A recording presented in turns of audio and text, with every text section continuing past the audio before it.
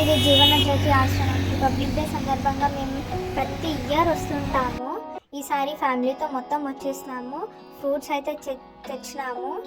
ఇది petrol bunk, bypass petrol bunk ఉంది కదా, అక్కడ ఉన్నది.